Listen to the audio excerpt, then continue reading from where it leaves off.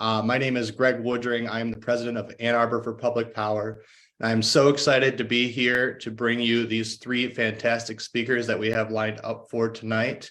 In a moment here, I'm going to be turning it over to them to allow them to introduce themselves to all of you.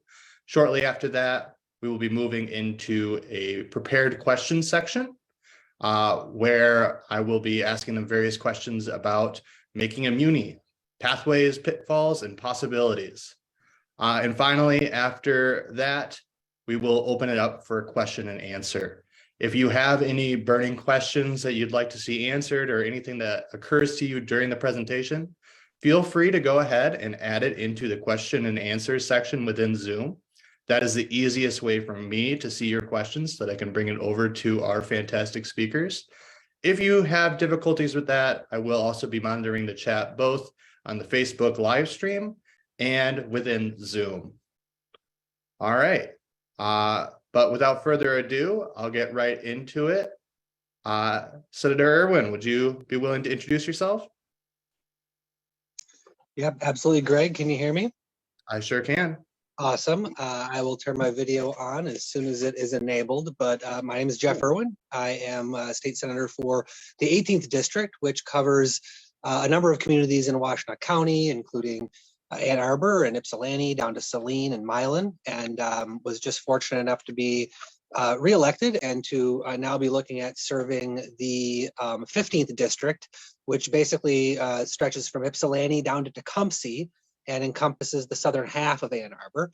I've been very, I think, fortunate to be working with Ann Arbor for Public Power and Greg for a while now. It's good to see you again, and look forward to talking about what some of the pitfalls and possibilities are, because it's a huge opportunity for our community to lower costs, deliver cheaper power, and deliver more reliable power.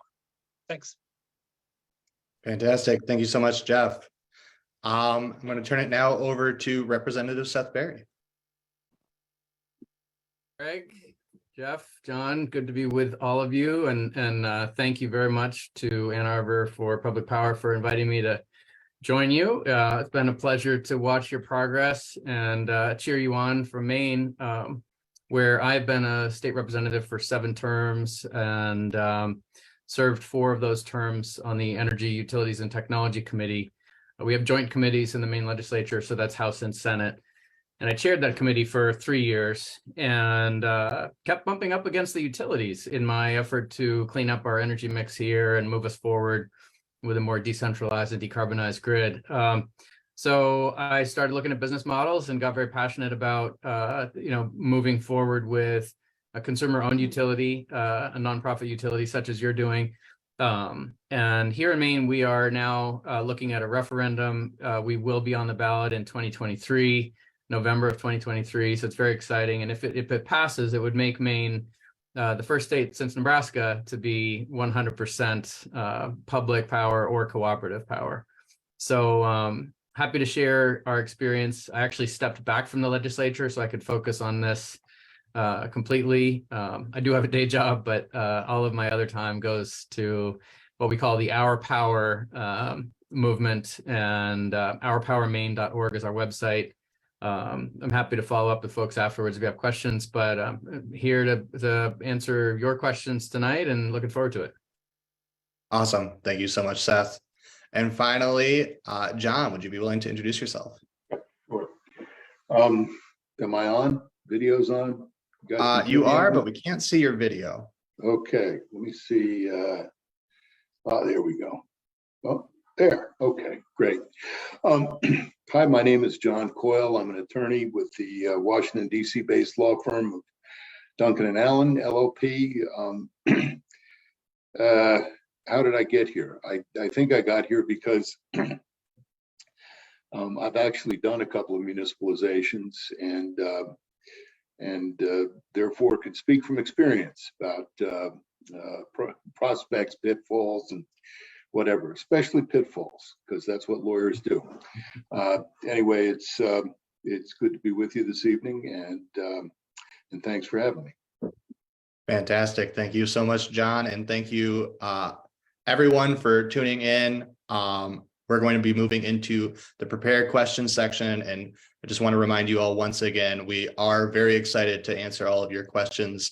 So do not hesitate to go ahead and put those into the question and answer section or into the chat. But we're going to go ahead and kick it off first here with Senator Irwin. Jeff, broadly, could you just explain what is the process of municipalization that Ann Arbor is looking at? Well, there is an opportunity, a right afforded by our state constitution for local municipalities to provide power to their residents. And throughout the course of Michigan's history, there are over 40 municipalities all over the state who've done that. And, they have done that by, setting up an authority and starting to provide that service. I think that, as we get a little bit further to talk about this opportunity and the pitfalls, one of the things that we're going to run into is one of the things I think we've been struggling with this movement is that it's been a while since someone has done this. And so some of the paths that you saw munis created through years ago here in Michigan, it's the same path we want to go down. But, I think there are some differences because of all the time that's passed by and because of, the utilities presence in our community. I think that the, basic steps are for us to characterize the opportunity, which I think that City Council has taken a first step down that road by authorizing a feasibility study. And once we characterize the opportunity, then we have to put the issue to the voters. We have to give them an opportunity to weigh in on whether or not the details of that opportunity are something, that they want to do. And one of the interesting aspects of it here in Michigan is that in order to pass that measure at the local level, it requires a 3/5 majority. So in other words, a 60% plus vote, which is a big hurdle. It's a substantial challenge that we face. And I think that's one of the reasons why we need to make sure that as we characterize the opportunity, as this feasibility study moves forward, that we communicate to the public just how much could be saved or how those resources could be rolled back into community projects. We also need to be able to communicate to them very clearly, how our energy mix could change, how we could be more a part of climate solutions rather than climate problems. And we also need to communicate clearly to the voters about, what we could expect in terms of reliability. If that were to pass, then the community would need to do what communities like Lansing and Marshall and Chelsea and Wyandotte and Traverse City and others have done, which is employ a group of people to help us run it and run it well. And we have to continue to oversee that process and make sure that it continues to drive value for the citizens, residents, and taxpayers. But one thing I'll mention before passing it back to you, Greg, is that I often hear this concern from people like, oh gosh, we'd have to get all this expertise. We'd have to find folks who know how to do this. I just want to say that there are folks who know how to do this all over the country, and other communities find these people. And I like to compare it to our municipal water system. If anyone were to come along and say, hey, let's sell our water system to Bechtel or DTE or consumers or anyone, I think people in the community would rightly be aggrieved and would be very against that. And that's because we have a publicly controlled, publicly owned water system that delivers good results at a low price. And that's because we have brought to Ann Arbor some real experts to help us run that water system in a safe and efficient way. We would have to do the same thing if we're able to stand up an electric company. Fantastic. Thank you so much, Senator Irwin. And now, speaking of people who have the expertise to do this, John, I'd like to turn it over to you and ask, generally when a community looks into municipalizing, how do you finance that? Where do you find the money? Kind of what is the financial picture for a community when they're looking to go down this sort of pathway? If you're talking about the seed money for the preliminary analyses, legal, things like that, that source of funding generally has to be internal to the city in some sense. I'll give you an example. The city of Boulder financed its municipalization effort through an occupancy tax that was levied on Xcel Energy Public Service Colorado, which of course then passed the tax through on the electric bills. So that's one vehicle to do it. In other instances in which I've been involved, people fund it on a pay-as-you-go basis. It's a line item in the city legal department budget, for example. Although that gets a little controversial sometimes and subject to political intervention.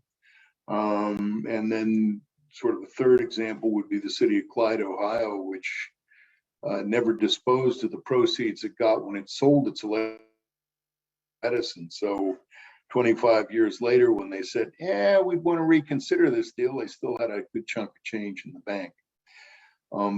For an undertaking the size of Ann Arbor's, you would likely need something along the Boulder line, I would think. Sight unseen and not knowing anything about Ann Arbor's municipal finances. Fantastic. Thanks, John. And once you move past the seed money phase where you're fighting out the legal battle, could you talk a little bit to the cost of acquisition of the assets and how that's generally financed? It's typically financed by issuance of municipal bonds. They are not tax exempt, generally speaking, unlike other categories of municipal bonds. If anyone remembers when Congressman Dan Rostenkowski was in charge of the House Ways and Means Committee back in 1986, that was a present he gave his friends at Commonwealth Edison in Chicago, which was then doing a municipalization study, and removed the tax exemption for interest on municipal debt from municipal debt spent to acquire utility property. Now, there's some exceptions to that rule, and it gets, like all matters involving income tax, it gets complicated. But generally, you would figure on using taxable municipal bonds as the source of financing. I'm not sure how much you want me to go into the mechanics of you got to run a condemnation case first or negotiate a price. I'm not sure whether this is the appropriate part of the discussion to bring that up in, but you got a long way to go before you get to the point where you're issuing municipal debt for the actual acquisition of facilities. That's great. And yeah, I think that we'll allow our Q&A section if people are interested in digging more into the details there to dive a little deeper, but I really appreciate your background there. Now moving over to Seth, could you go into a little bit of why it is that you wanted to start a fight like this? In particular, how is it that it can help us tackle the climate crisis? Thanks, Greg. Yeah, my favorite topic, and that is what led me to run for the legislature back in 2006 and to ask to serve on the Energy Utilities Technology Committee in the Maine legislature. And I expected to be confronted by a bunch of lobbyists for big oil, and I wasn't. They really weren't in the room very much. And I realized that there were a number of reasons for that. But what was really an obstacle for us in getting to a cleaner and more decarbonized, aka electrified economy, was the utilities themselves and their efforts to oppose efficiency, to oppose rooftop solar. And so I asked myself why, and I learned that they have some really built-in incentives because of Supreme Court cases that happened long ago in the US to invest in capital. They have a very strong CapEx bias. They want a big and decentralized system. It's not only easier to run, but it's also more profitable, because the more you invest as an investor on utility, the more you make. You put in $1, you're basically going to get $3 back over the next 20 years.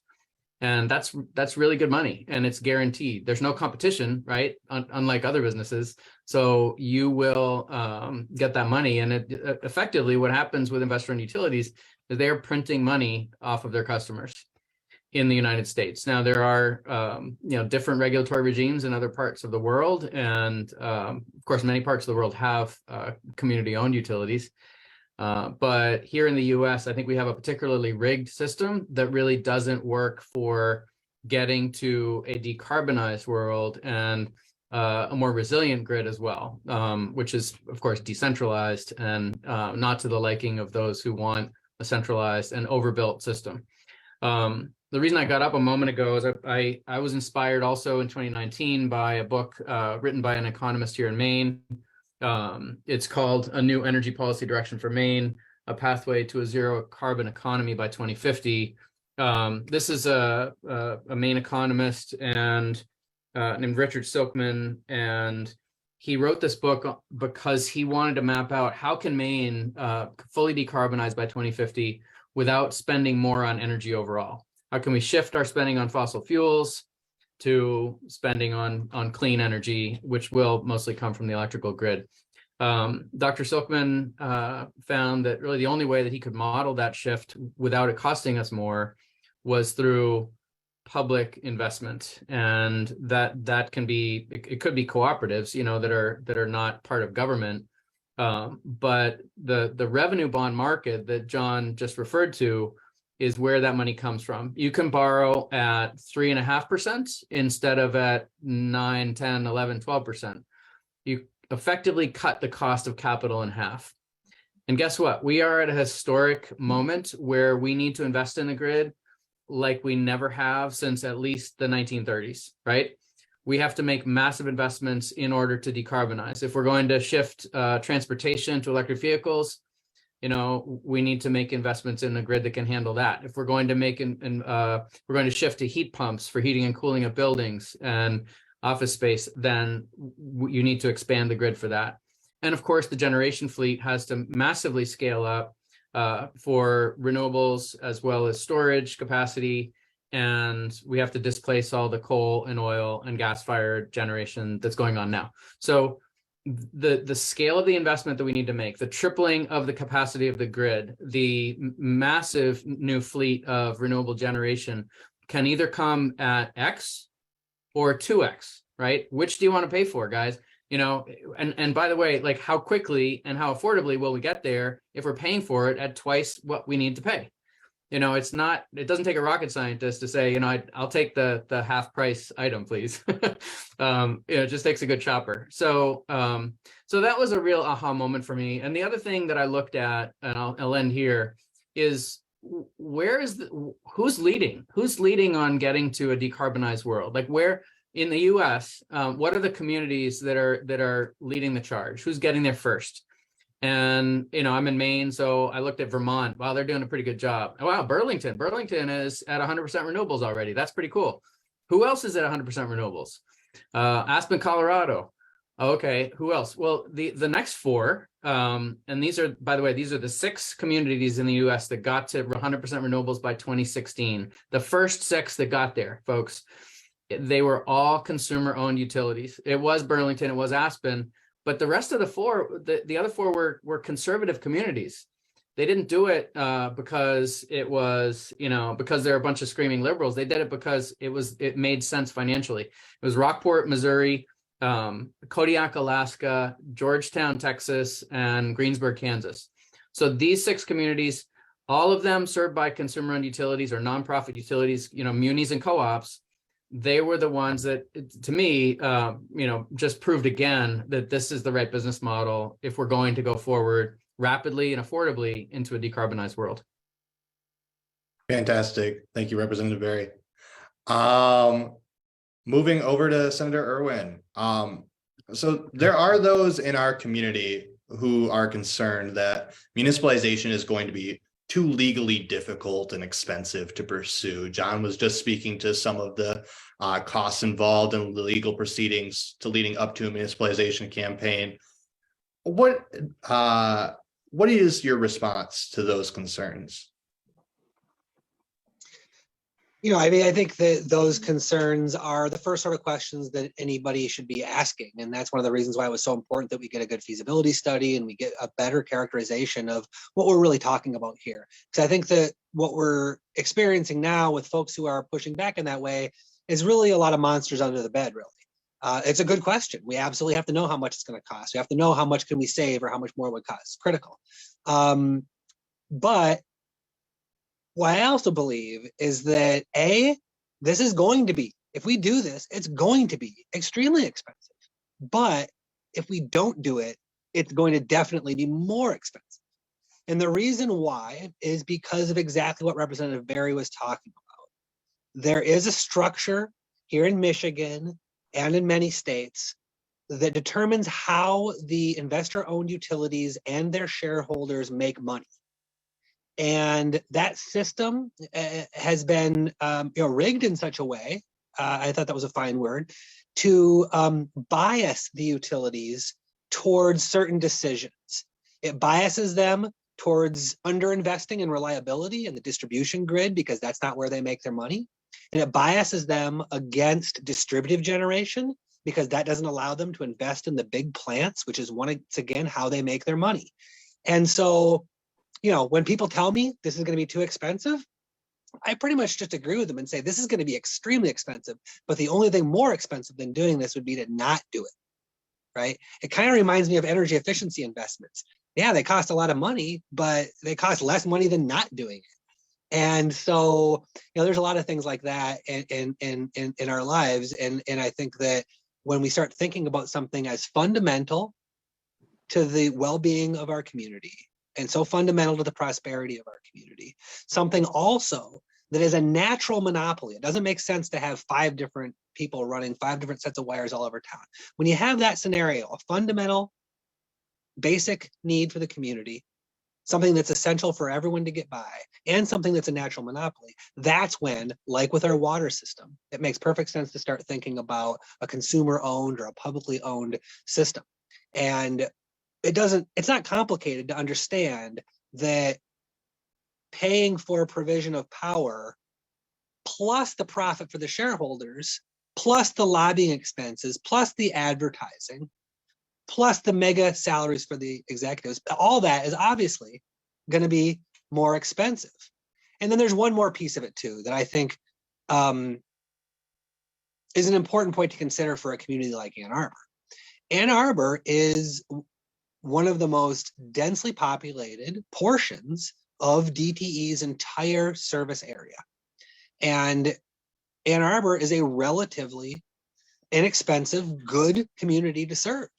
It's contained. It's not as large as some of the other communities. It's very dense. And so what that tells me, absent the sort of information that I think we need from a feasibility study and a more detailed technical analysis, what that tells me is it's very likely that it's cheaper to provide power to a community like ours than it is to provide power, say, for instance, up in the Thumb.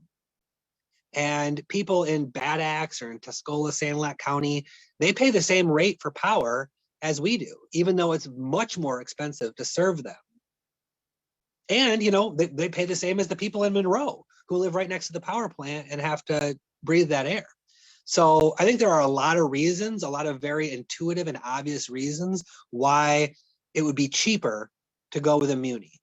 You get to save the profit, you get to save the advertising, the lobbying costs, and then you have this matter that just fundamentally our region is one that is very profitable to serve because it's so dense and compact.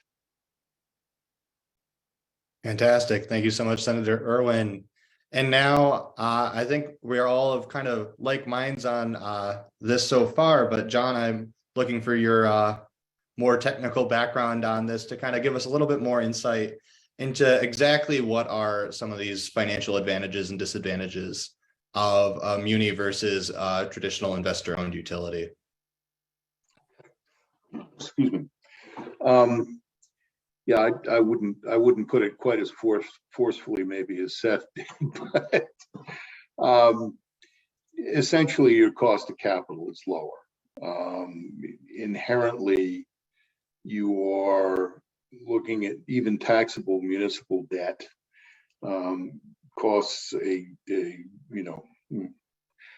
it's difficult to put a precise value on it now. Keeping track of what the interest rates are on municipal debt, like all interest rates, they've ticked up lately. But the return on shareholder equity, God, I spent a lot of time litigating that issue, and I can tell you that Regulators generally have been very slow to reduce the return on shareholder equity for utilities in a low capital cost environment. There have been a lot of games played with the formulae that you use to estimate the cost, the market cost of equity capital, which is what you're supposed to be paying. And as those games have become, enshrined in the case law, when you move into a higher capital cost environment like we're moving into now, it's going to send the cost of shareholder equity through the roof. So, and speaking strictly hypothetically, I haven't done any homework for this, okay, but a typical utility capital structure is in the neighborhood of 50% equity and 50% debt. Their cost of debt is higher than a municipal cost of debt, all other things being equal. Their cost of equity is a great deal higher than the municipal cost of debt. There is ample room in the difference between those costs of capitalization for things like payments in lieu of taxes, and a reasonable return on municipal investment. That doesn't, at the end of the day, the capital costs involved in running a municipal utility are, I would say, substantially less than the capital costs associated with an investor-owned utility. That was the model that Samuel Insull gave us. Samuel was Thomas Edison's secretary, the guy who invented cost of service regulation and monopoly service territory as the quid pro quo for cost of service regulation, and figured out the whole capital structure game, and ultimately led to the Great Depression. Anyway, that's another and longer story, and we don't have time for it tonight. But those are the fundamental differences, I think. Your inputs are essentially the same. You're talking about decarbonizing your power supply. Great, there's a cost to that.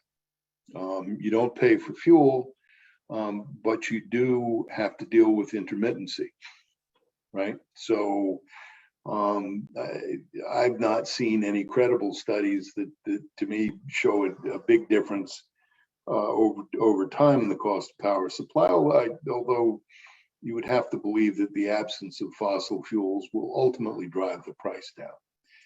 But initially, at least, you're going to be buying more generating capacity in connection with renewables. So the real savings are on the capital side, I think, is the simplest way to look at it. That's fantastic background. Thank you so much, John. Sure. And now moving over to Seth. You've been in this game for a little bit. You're a bit more experienced with public power campaigns than I think anyone around here is.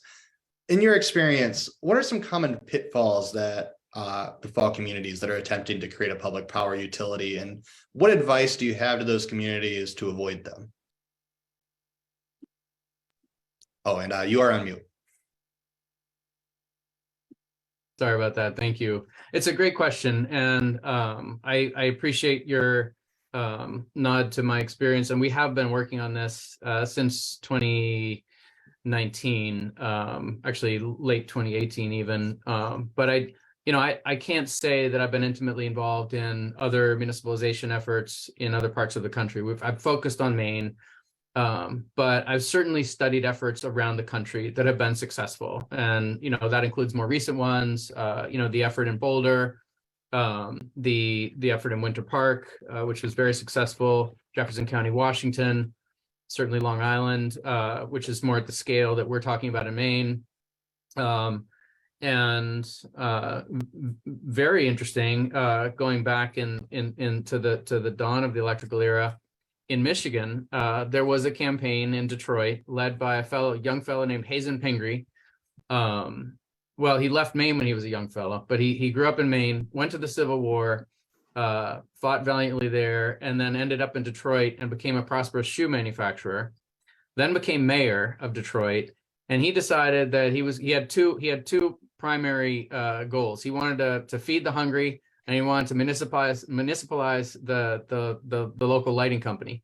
And he did both things. The Pingree Potato Patch Plan allowed the poor to farm within vacant lots in the city.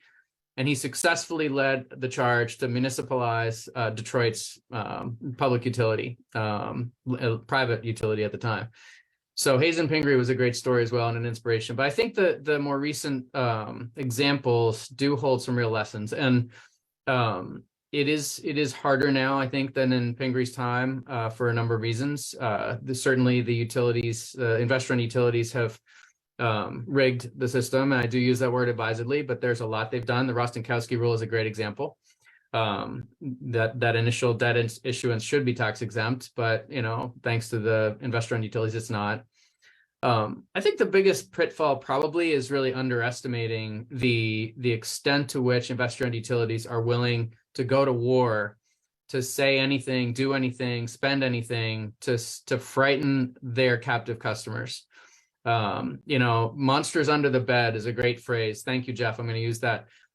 They will talk about monsters under the bed, and if you believe them, then you're done. And you can't let them scare your people. But you also can't underestimate the power that they will bring to this, the fight that you're going into.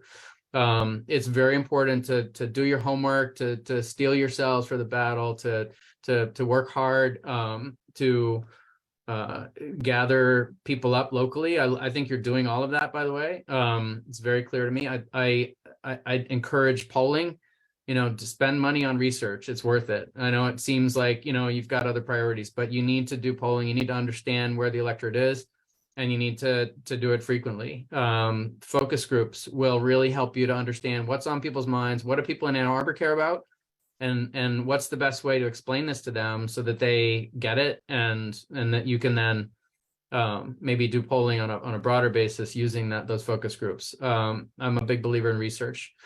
I also know that in a town the size of Ann Arbor, you can go door to door. You can do an incredible amount with local volunteers and canvassing, and I'm sure you're doing that. But a pitfall certainly would be not doing it. Make sure that you do that. I also want to just note that you have a very diverse community there. I don't know Ann Arbor well, but I mean, we're a bunch of white guys here, and I know that I've been to some of your forums before that were very diverse, and I love that you bring that diversity to what you're doing. And I think many voices, certainly young people's voices, Ann Arbor is a great town for that. Because at the end of the day, this is a moral issue, right? More than anything. I mean, we talked a lot about economics and legalities and technicalities, but this is fundamentally a moral question. And I love would we turn over our water utility to a for-profit monopoly? Of course not. What about our schools? Would we turn over our public schools to a for-profit monopoly? Would that make sense? Yeah, I don't think so. Would we turn over our hospitals to a for-profit monopoly, a multinational for-profit monopoly? Probably not, right? There are some things that we value because they are fundamental public goods. They are part of the commons. And our young people understand more than anything the dire situation that their generation is facing. And if towns like Ann Arbor can't lead, if states like Maine can't lead, then God help us, right? We have to do more. COP27 was largely a failure, I think. You tell me if you think otherwise, and we can talk. We're not doing enough at those COPs. People are making promises that they may or may not keep, right? Let's face it. The United States did, and I sleep better at night knowing that we just passed the Inflation Reduction Act, and there's a lot of good that's coming down the pike because of that. But have we done enough? No. Even the Biden administration, with relatively rosy projections, is saying we're going to get most of the way to our climate goals in the US. Not all the way, most of the way. They're looking to municipalities and states to do the rest. And so we need to think outside the box. We need to push the envelope. And the last thing I'll say is, in terms of pitfalls, don't discard the off ramps. Keep an eye on the off ramps. If things are not going your way, go for it. Like, push for go for the gold. But if you find that there's a bronze medal that you can settle for, that's great too. That's what happened with Boulder, right? Yes, they spent 20 years. Yes, they spent a lot of money, but they achieved a lot. And I'll probably talk more about that in my next turn, because I know I want to keep this moving. But don't forget that you have there are ways that you can settle, that you can compromise, and you are winning just by being in this fight. Fantastic, inspirational stuff, Seth. Thank you so much. And now moving over to Jeff once more. You have more background on Ann Arbor and our climate goals here. Could you speak to a little bit about how you see municipalization fitting into our climate goals, such as the A20 plan or the SEU? Yeah, Ann Arbor has a very aggressive A20 climate plan, which I think is great. It's got a lot of different elements in it, and it touches a lot of different things, from zoning and transportation. It's not just about energy, but when you look at the carbon footprint of a community like Ann Arbor, how we get our energy, how we power our buildings, that is just such a central element of us meeting those goals that, I think it deserves a lot of scrutiny. And, one of the ways that the current plan contemplates the city getting to carbon neutrality is through passage of new state laws that would essentially poke some big holes in the monopoly that the investor-owned utilities have, and allow communities like ours and others to bid for renewable energy as a group. So sort of like a cooperative purchasing. It's often called community choice aggregation, is the term that's often used for that. And that's the term that's used in the A20 plan. Having worked in the legislature for a long time, understanding where at least I believe the votes are in the chambers, I think it's going to be very, very difficult to impossible to passing something like that. Unless maybe the state goes to a full choice regime and moves away from monopolies entirely. But I don't see that happening either. And so when I look at the A20 plan, I think it's a great plan, very well meaning, a lot of good elements, but I don't think that we will meet the goals of the A20 plan if we don't find a better answer to how we're providing our energy needs. If we continue to rely on a utility, an investor-owned utility in Detroit Edison, that is one of the dirtiest, one of the most expensive, a company that has a very old fleet, that they're trying to pay for, a company that has invested very heavily in new fossil fuel generation, even though it's cleaner than their old fossil fuel generation. If we continue to hitch ourselves to that wagon, I just don't see any way that we can meet our climate goals by 2030. It's a lot further off, and essentially we are making our climate goals subject to the interests of the utilities shareholders. And so, I'm not very bullish on our ability to meet those goals if we don't go down this route of having a municipal authority. I think it's the only way we're actually going to get there. Now, Greg, you mentioned that there is another part of that plan, often called the SEU, the Sustainable Energy Utility, which I think is a great idea. I think it's a bridge. I think it's maybe one of those compromise type proposals that Rhett Barry was talking about, that isn't just a compromise proposal, but it could also be a bridge to where some of us on this call are trying to go.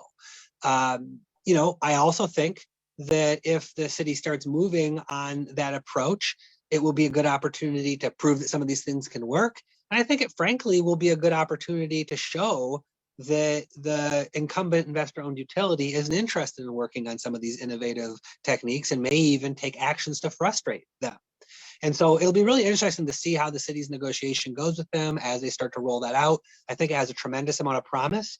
If we can't do a full Muni, well, maybe we can do a neighborhood, or maybe we can do a handful of parcels over here that are working together to meet clean energy goals. That's only positive. It's only positive. But I do think that what we're going to run into with the SEU are the same type of legal battles that we're going to run into with municipalization. I think that they're going to try to stop this effort from crossing parcels. I think they're going to add additional costs onto these users. They're going to do everything they can to punish customers who put solar on their home or engage in some sort of creative solution like an SEU. And I think that is part of why I think that solution will find some challenges, but I think in some ways it may also be a signal to our community as to just what we're working with, and might even spur people to be even bolder. Fantastic. Thank you so much, Senator Irwin. John, coming back around to you. Actually, Seth mentioned the IRA earlier, but I think a lot of us are very interested, and I'm hoping that you might have a little bit of knowledge around some of the things that are coming out of the IRA and the benefits that communities with a public power utility might be able to see from this bill. The big feature of the Inflation Reduction Act in terms of the financing of zero carbon generation, right, is the through a municipal utility, is the availability of an equivalence, if you will, to the investment tax credit that you would see in through investments, for example, in solar or wind generating facilities. Those tax benefits are generally, prior to the Inflation Reduction Act, were not available in the context of municipal finance, because you had bonds, and that was it. And your bonds, at least to some extent for generation, were tax exempt. What the feature that the Inflation Reduction Act brings to bear is what's called direct pay, where you can monetize the tax benefit. And what that does is essentially put municipal finance of renewable generation on the same footing as those investments would be in the hands of an investor-owned utility. And that's a tremendous step. Is it a cure-all? Is it going to get you all the way to municipalization? No, it's not. But being on the same footing in terms of being able to reap the tax benefits of the financing of renewable resources is a big step forward. It's a big positive. I can't say enough good things about it, except I'll also tell you that it's not going to be the cure-all for financing your municipalization. I was going to, if I could, briefly follow up on one of Seth's comments. That I always kind of synthesize the four ingredients of a successful municipalization are the spread, the head, the bread, and the lead. And what that means is, spread is that you have to have a viable alternative that your community supports, a value proposition. The head is a cadre of committed local leadership that is prepared to stay the course and ride out the political opposition that you are likely to see to your efforts to establish a community-owned utility. The bread is you're gonna need to finance this. It doesn't come free. Good lawyers, good engineers, good financial consultants do not sit there and get their meals from ravens in the woods until somebody comes along with a good cause. Everybody needs to get paid. And finally, the lead. You should be prepared to do battle over this, because the people whose interests you're imposing on are going to want to do battle over it. So if you have 3 of those 4 ingredients, you got a pretty good chance. Maybe if you only got 2, you should rethink your strategy. That's sad, long and sad experience in that field. Very much appreciated, John. And finally, to kind of round us out for the prepared questions segment, so we'll be moving into Q&A shortly. And if you have any questions that you'd like to see answered by any of our fantastic panelists, please get them in now. But Seth, with Our Power Maine having just submitted your ballot, which, by the way, congratulations, far exceeding your requirement, very inspirational. We're wondering, can you give us some tips on the phase of the campaign we're in now? already gone through a lot of these trials and tribulations. Sure, Greg, I'll do my best. And I do think that I understand where you're at, but correct me if I'm wrong, the feasibility study has been put out. There's been an RFP, is that right? Yes, the bid has been selected. We are awaiting the feasibility study results come probably early summer. Great. So certainly don't waste this time. You know, I'm glad you're doing this, and I trust you're doing a lot more as well. This is a time to be organizing, certainly anticipating a range of possible outcomes. And I think, you know, some of the news could be, I think some of the news will be good. The Inflation Reduction Act certainly does help with future investment. It won't help, as John said, it won't help with the immediate, you know, financing of the acquisition. But if you're planning to build, you know, renewables plants or, you know, put up storage, that sort of thing will have a significantly lower cost because of inflation reduction. So there's that. But anticipate a range of economic outcomes. Anticipate that the separation cost, or isolation cost as it's sometimes called, the cost to be able to separate from the larger grid, may be a factor for you, and it might give a certain flavor to the overall results, the finding of whether it's a net benefit or a net cost. Remember too that there is a long-term benefit no matter what that initial cost is. You know, I love Jeff's framing that, you know, yes, it will be expensive, but it's going to be a lot more expensive to stick with what you've got. In the long run, that will be true no matter how bad the finding is, you know, and a lot depends on the consultant. I hope they've chosen a good one, but if they come back with a finding that the net benefits aren't there in the short term, make sure you talk about the long term, because, you know, I think most people in Ann Arbor are smart enough and principled enough to care about the next generation and the one after that, and understand that we need to do everything we can for those generations to come, because they're facing some pretty horrific stuff. And it's incumbent on us, even if it has a little bit of a cost, to do the right thing, right? So be ready for that. Don't waste the time. Organize now. Get your boots on the ground. You know, do your fundraising. Do that polling I talked about, and talk to people who've done it before. You know, I'm certainly one, you know, on the journey with you, but there are people who have been there, and, you know, John's been working with them. But I think of Winter Park, Florida. We've been very inspired by their journey. You know, and just quickly, you know, 2005, they voted to municipalize. They took over the wires in 2005. I think the vote was 2003. And this is another college town, right, in Florida. 25,000 or so residents. They were tired of poor reliability, and in their situation, they voted to go for it, despite all the monsters under the bed that they were told about, and it's worked beautifully. Boulder's a different story, right? And another college town that did it for all the right reasons. But I think when you talk to them, and I'd encourage you to talk with Leslie Glustrom if you haven't already. She's fantastic. One of the leaders of that movement.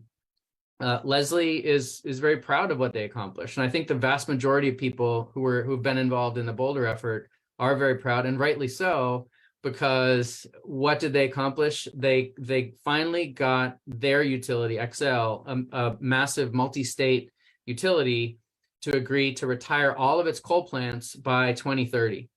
And there were some coal plants, there was at least one that was supposed to be operational until 2070.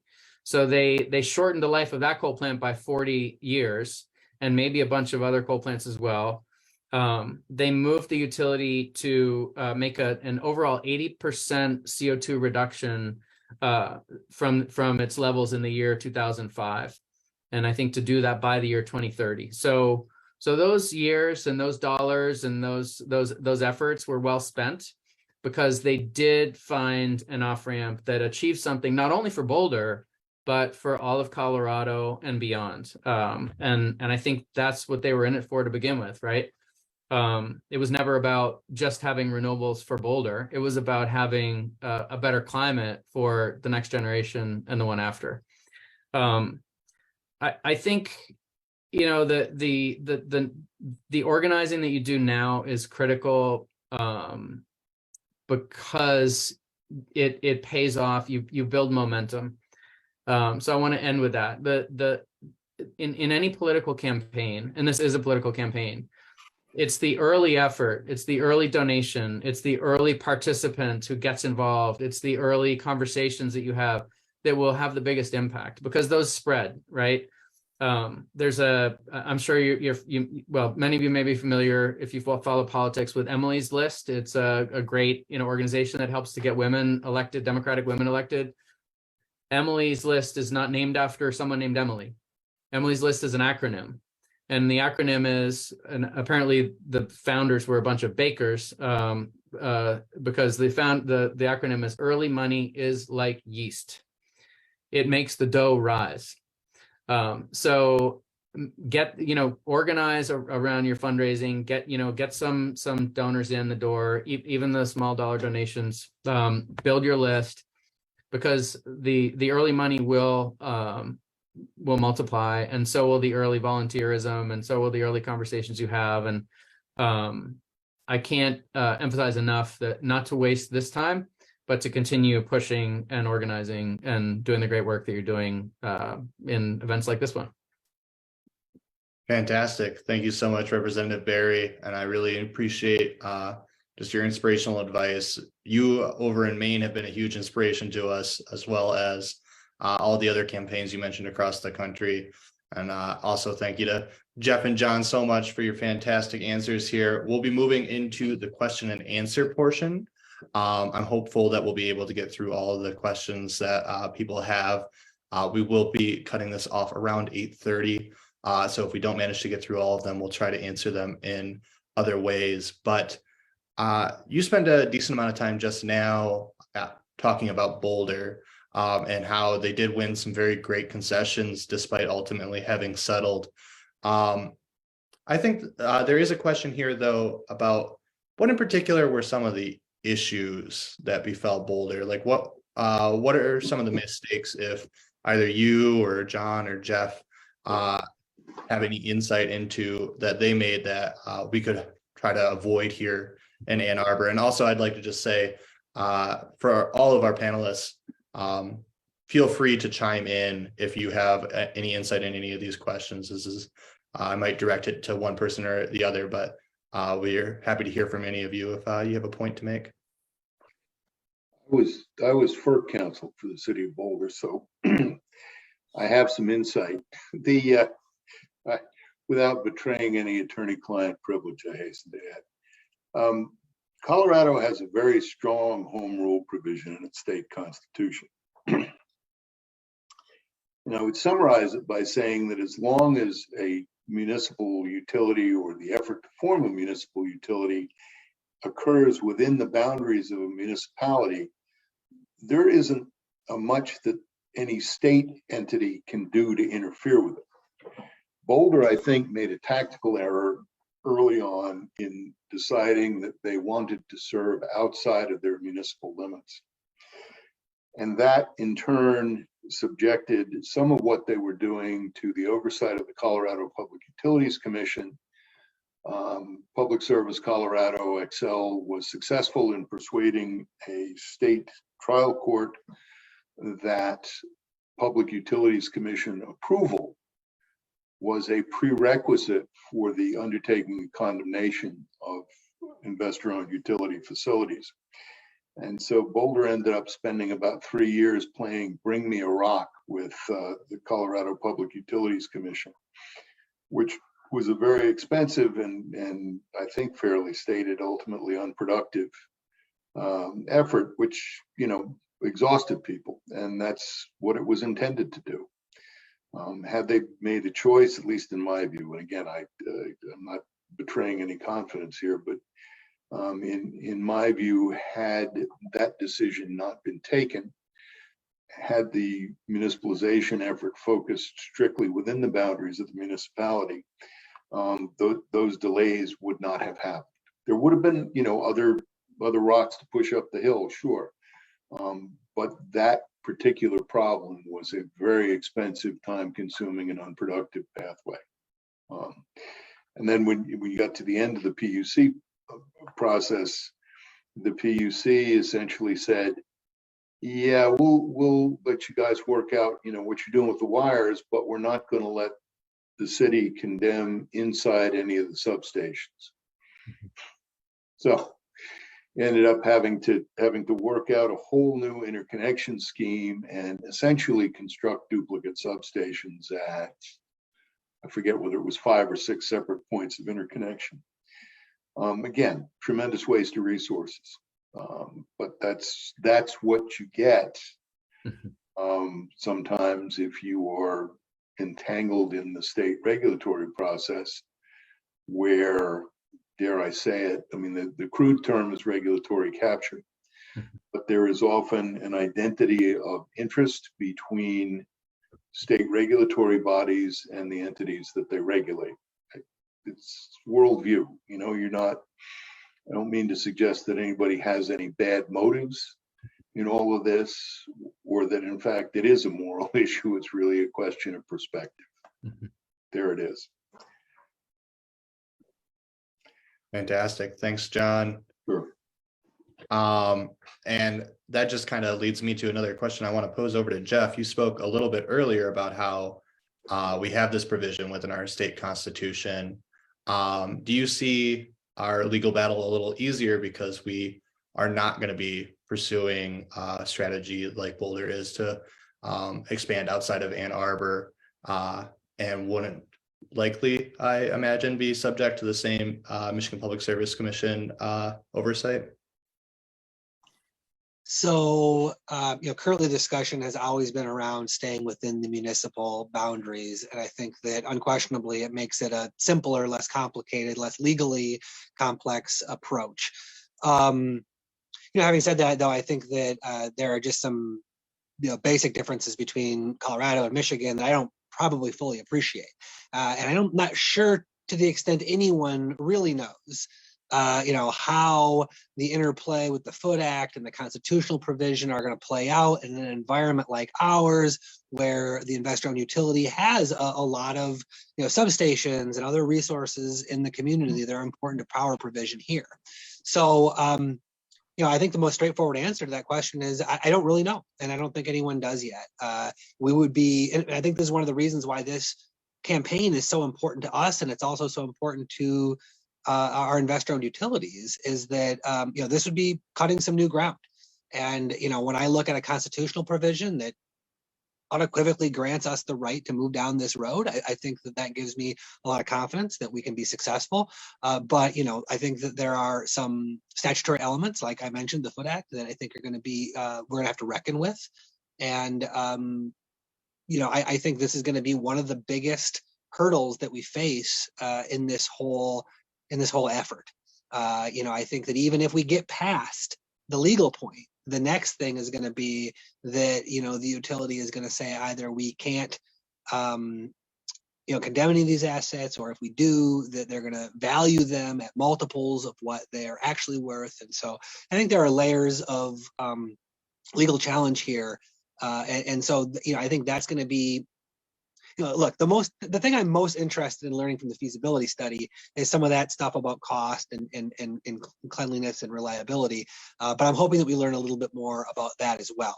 I mean, as you know, Greg and others maybe who've been involved in the effort, we've consulted with a number of attorneys across the state, and I think there's a path there. But the honest truth is, as far as I know, no one's ever tested it in this way, in this historical context that we live in now.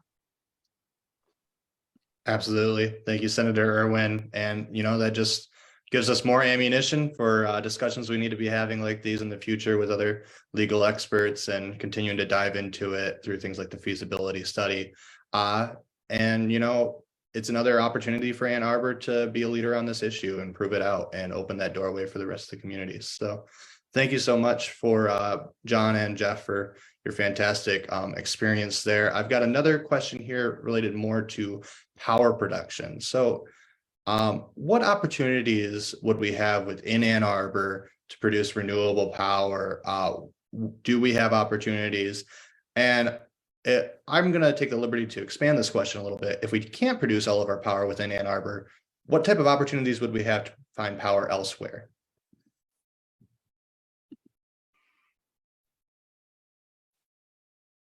Okay, I'll do it. The sort of the first and classic, and I'm trying to think how to organize this logically. You can produce power within Ann Arbor. Certainly, you know, rooftop solar is kind of a classic example. Rooftop solar can go in anywhere. You have a lot of well, use the rooftops because you don't have a lot of vacant land in Ann Arbor, right? But you do have a lot of horizontal space that could host solar generation. Is that likely to be sufficient to meet your needs? I don't think so. Sight unseen. Haven't done the analysis, but I have been to Ann Arbor, and you know, even if you put solar panels on the beer pong tables on Union Avenue, you would still not have enough solar. So at some point, you're going to have to go outside your boundaries to secure power supply. That is not a problem under the Michigan Constitution provision that Senator Irwin was talking about. And in fact, by the way, under the Michigan Constitution, you can serve outside your municipal limits up to 25% of what you serve inside. So what you need, though, then is transmission service, which is available. There are windmills in the FUM.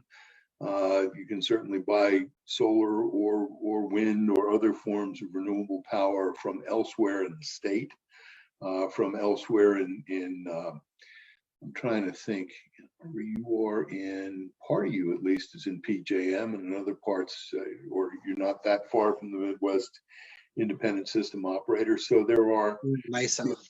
yeah, there are lots of, you know, there are wholesale marketplaces and more to the point, regional grids where you can go shopping in effect for renewable resources.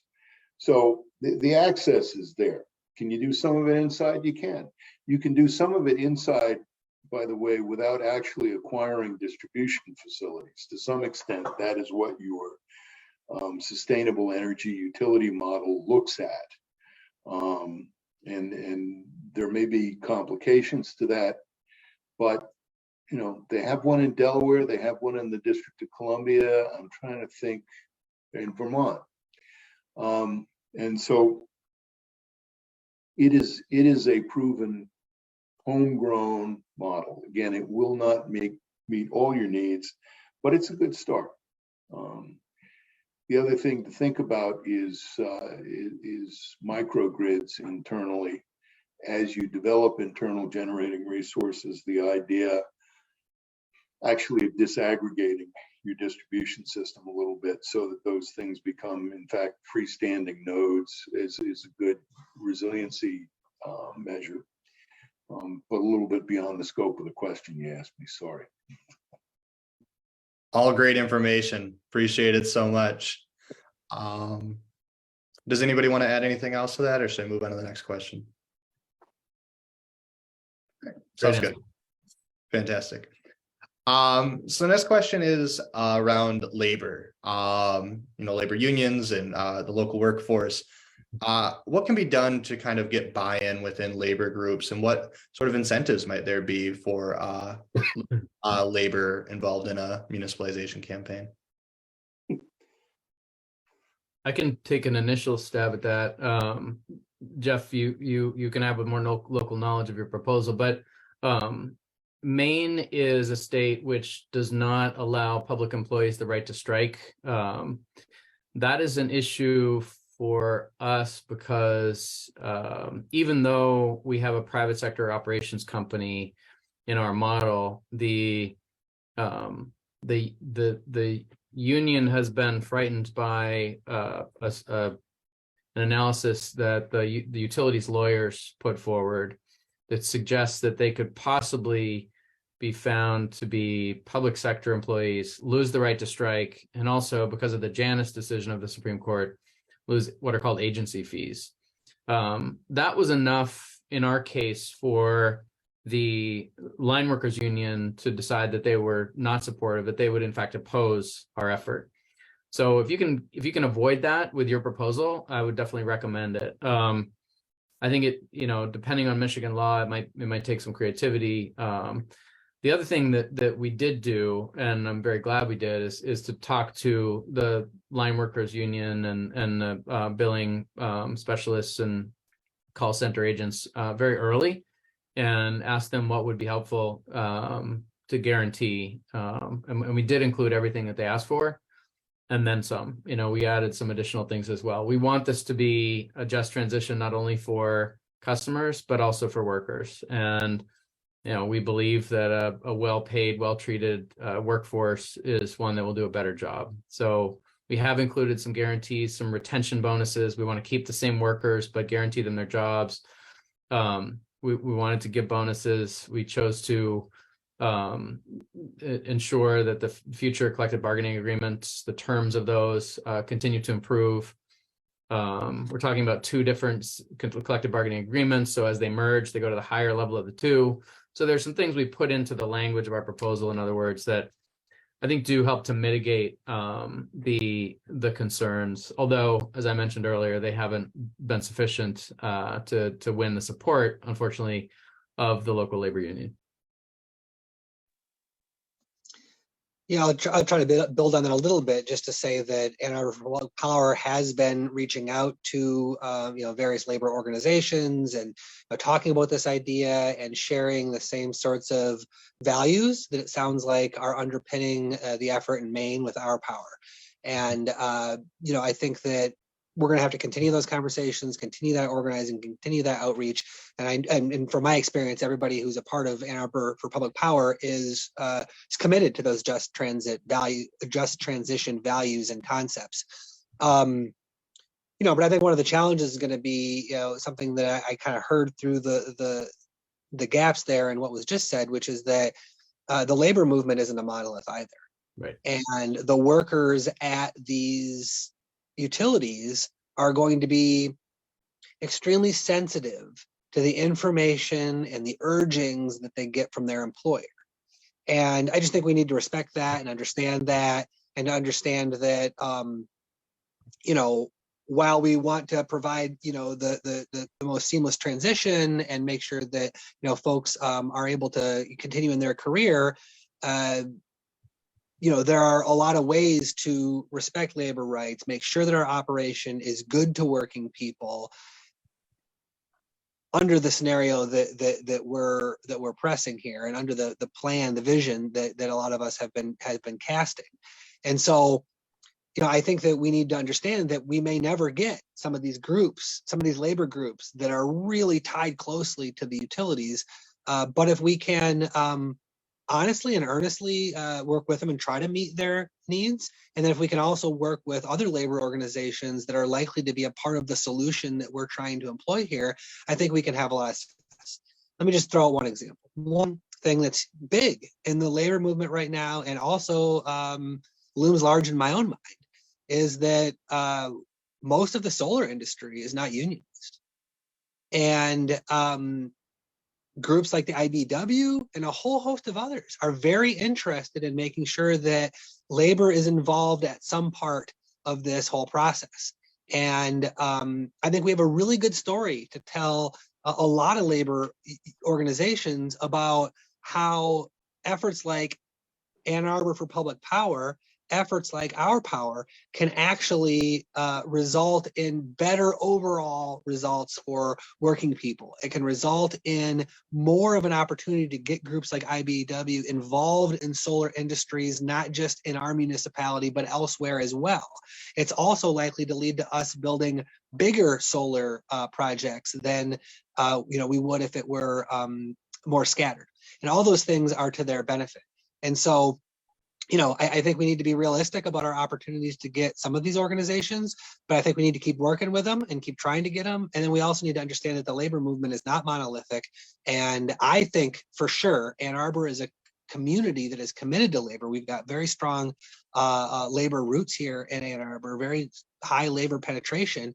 And I think that if we can continue to cast that vision in that way to our friends at, in the building trades and in AFSCME and in the other, like teachers unions and other organizations that are important in town, I think that's going to be really helpful to us politically, because those folks are going to hear loud and clear that even if there is one group of workers who are saying we're concerned about how our particular unit might get displaced, they're going to hear that we're trying to work with them, and there are a whole host of other labor organizations that are ready to take advantage of this opportunity to actually get labor more involved in renewable energy and serve the actual values that underpin the labor movement as sort of unmoored from the particular interests of a bargaining unit.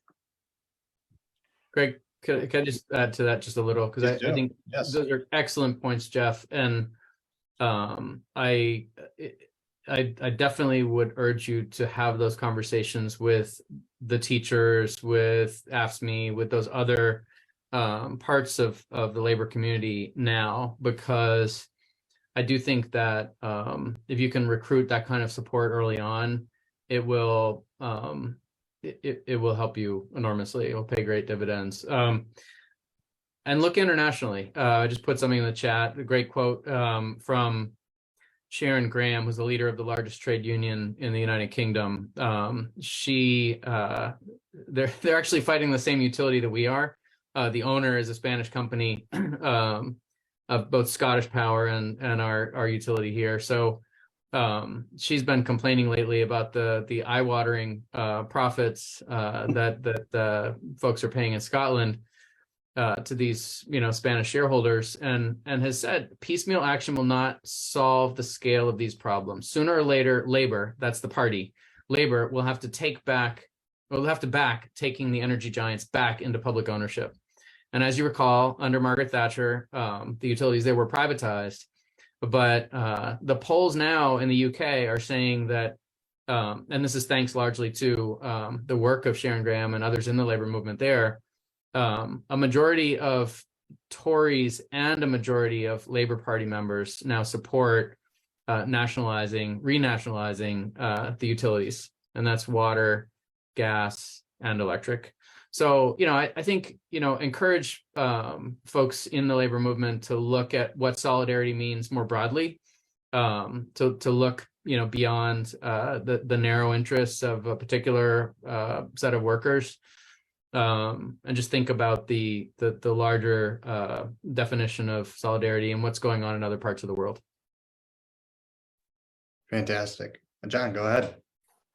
Or look at the Long Island Power Authority enabling legislation, which carves out the employees of the service company and specifically says as a legislative matter that they are not to be considered public employees. Seth and I have a little history about this discussion. Yeah, we did the same thing in ours, but it wasn't enough, John. So, yeah. I think it's absolutely right, Jeff's point that labor is not monolithic. And, just because one conversation doesn't go as you hoped, doesn't mean that you shouldn't have the next conversation. In fact, you need to, keep on keeping on and talk to as many people as you can. Fantastic.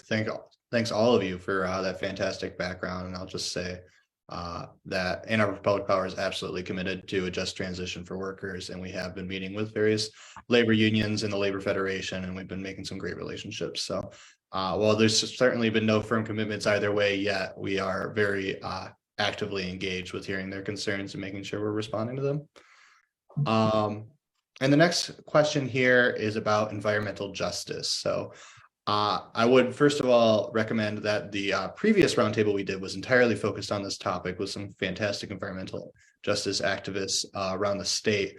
However, just to pose it here, there is this sort of argument that if Ann Arbor, which is a wealthier, whiter community than its surrounding neighbors, leaves the rate base of DTE, that is going to result in a higher cost of service for the rest of DTE's service area. What sort of and I think I'm largely looking at you, Jeff, for this question because of, your relation to the area. But, how would you kind of respond to that? And, what, not to say that that isn't a valid concern there, but what are some other benefits that these communities might see from a successful municipalization campaign in Ann Arbor? Yeah, I mean, I think intuitively that makes some sense, and it actually keys into one of the benefits that I mentioned earlier, which is that the DTE in our service area charges everybody the same rates, even though it's not the same cost to provide service to everyone. And so I think it's intuitive, and I think it makes sense to me at least that if residents in Ann Arbor leave that service area and start providing cheaper power internally, that some of that profit that is being made here is not going to be able to be spread across to these other communities. I would push back on a couple elements of it, though. One, the magnitude of it. The magnitude of that is incredibly important for the 120,000 people here, but you're talking about a 5 million population within the larger service area. So I think that the magnitude of that effect is not going to be particularly strong. The other thing I would push back on is this idea that somehow this is going to, be more challenging for other, urban communities. I think it actually is more likely to, or I think it's important to also look at, the whole service area. And the whole service area doesn't just include us and Ypsilanti and Detroit, but it also includes a lot of areas that are a lot wealthier and whiter. And it also includes a lot of rural areas that are, from a demographic standpoint, nearly monolithic, right? They are communities that are, extremely white, if that's the metric that we're looking at here. And so, I don't think that, saying that Ann Arbor pulling out is going to, hurt, say, for instance, Detroit is as on point as saying that, like, well, okay, these costs being spread across a 5 million or a 4.9 million rate base is not going to be a significant change for them, but it could be a significant change for us. And that what we really need to look at is why is it that people up in the thumb who are so expensive to serve are getting the same rate as people in the city of Detroit who are much more efficient to serve. So, anyway, I would love to look at that statewide model. I'd love to, take a crack at that. But absent that, the benefit that doing municipalization in Ann Arbor provides to all those communities, whether it's Tuscola County, City of Detroit, or any others, is that, we could provide a model of action. We could provide a path that could knock down some of these uncertainties that are such a big problem for us in this conversation. As we've started to approach this conversation, one of the big questions is like, okay, can we do this? What's it going to look like? We know the kind of influence and power that money and the utilities have in our system and here in the United States. And so because of the uncertainty around forming a Muni when it hasn't been done for a while in Michigan, that's just it's a big barrier for us. And it's a huge challenge to get over. If we get over that challenge has been surmounted for all the communities around us. And in my conversations with activists in the city of Detroit around these issues, what they've said is we're watching and we're very, very interested. Maybe we might want to, dust off the ghost of Hazen Bingery and go back to a more publicly oriented and publicly owned system in our community. But that mountain is really high for us to climb. And if you guys could smooth out the terrain a little bit by showing that it can be done and showing how it can be done, that would be of great benefit to us. So look, I think intuitively that makes some sense, but I'm very skeptical of the magnitude of that. And I'm also cognizant of the fact that us doing this could be a real model for other communities to serve their residents better. Go ahead, John, you first.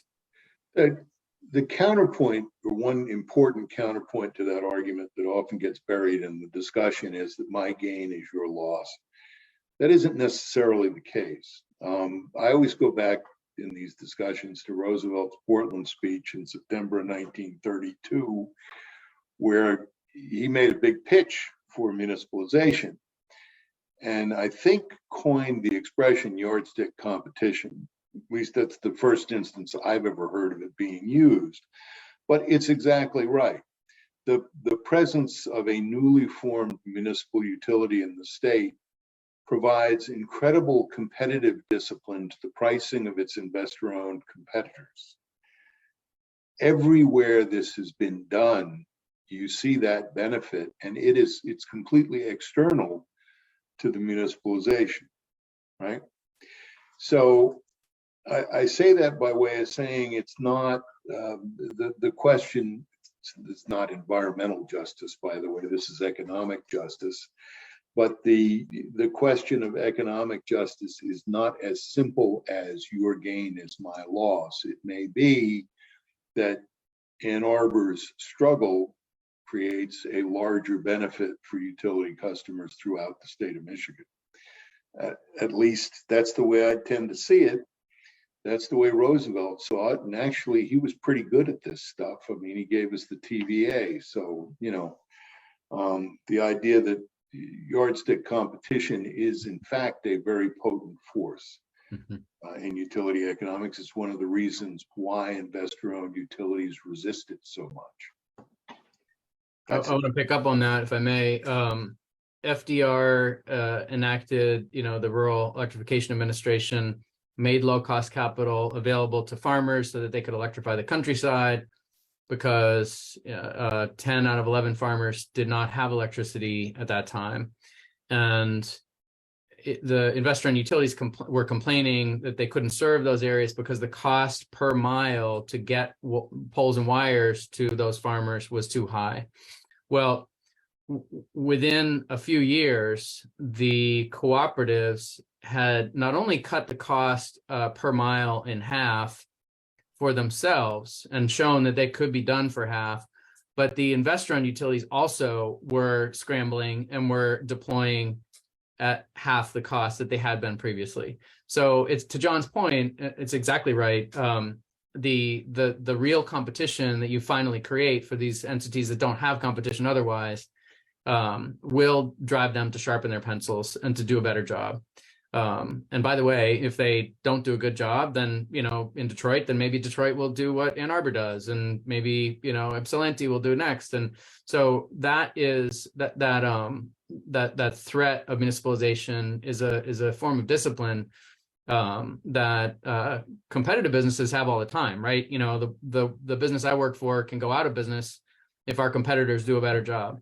That's not the case with utilities. So don't underestimate the power of your example to benefit everyone, not only in Michigan, but in other parts of the country. You've seen with the cost of solar also that early adoption can make a difference, because wealthier individuals that could afford it put rooftop solar on their homes. A market developed, and lessons were learned, and things got easier. And now the cost of solar is half of what it was just a few years ago. And I'll end with this analogy. If you think that municipalization is a good thing for Ann Arbor, then go for it, because it will help others. If you can't do it for everyone, do it for some. Just like if you were on an airplane and you couldn't put on your own mask and at the same time put on the mask of the person next to you, you put on your own mask first, and then you help the person next to you, right? That's how it works. Fantastic answers, all three of you. Thank you so much for your perspectives there. We are closing in on 8:30. I'm hoping we can get through one, maybe two questions if we're tactful here. But this one was pretty directly addressed to John Coyle, though, of course, all of you are welcome to chime in on it. But is it really realistic? And we've already talked a little bit about this, but maybe just a little bit more on the reliability side, for a Muni to be able to promise more reliability and lower costs.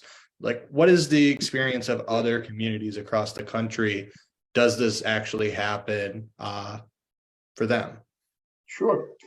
I think the classic example of this is Winter Park, Florida, where the spread, if you remember my 4 factors of a successful municipalization, the spread for Winter Park was reliability. Duke Energy Florida had a horrible, well, it was Florida Progress before Duke, had a horrible reliability record.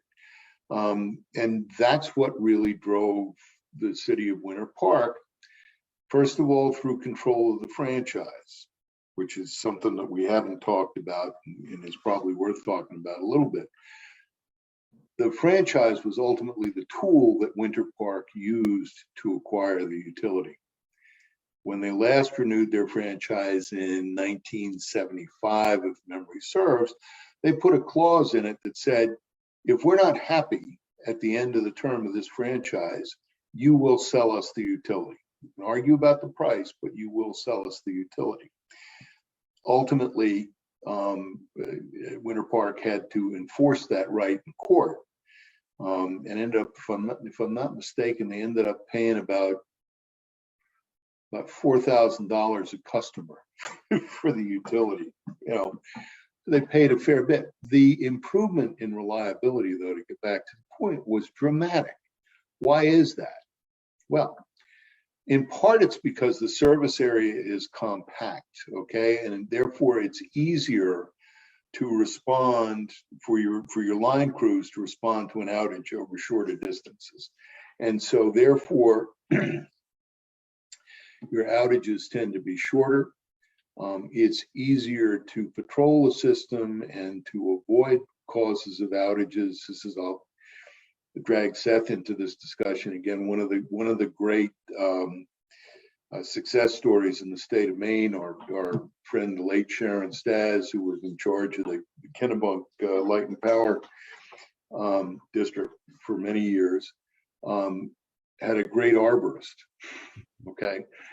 And the leading cause of distribution outages is squirrels and fallen tree branches, okay? And so to the extent that you have a more compact service area, it is easier to remove the tree branches that the squirrels use to attack your wires and transformers, or the tree branches themselves. That's, you know, it's a gross oversimplification, but the point is that a quicker response time and an easier path to effective vegetation management are two key elements of improving local distribution reliability, which is really what your question's asking. And I agree that Winter Park is a great example. I encourage you, if you haven't done it already, reach out to Randy Knight. He's been there since the beginning, can give you the whole story, and it's really inspiring. And since we're concluding soon, I'm going to put a link to the Institute for Local Self-Reliance podcast. I think those are fantastic. I encourage listeners to tune in to those as well for inspiration and lessons. Absolutely. Thank you so much, John and Seth. Yes, so we are at about 8:30, so out of respect for all of our guests and attendees, I will be wrapping it up here. I think this has been a fantastic discussion, so thank you all so much for joining us and sharing your wisdom here. This will be posted online. We will be putting it on our YouTube. We'll be sharing it through various social media and our newsletter, which goes to say, if you are not already following us on social media or subscribe to our newsletter, please do stay involved in this fight. As Seth was strongly encouraging us before, now is the time to organize and get out and have those conversations. So if you've been at all motivated by what you've heard here today, please get in touch. We're always looking for more volunteers and more organizers as we grow and expand this campaign into the next year. You can find us at AnnArborPublicPower.org and on Twitter, A2 Public Power, Instagram, A2 Public Power, Facebook, and A2 Public Power. So thank you all so much for joining us, and I hope you have a wonderful rest of your night. Thanks. Take care. Bye now. Thank you.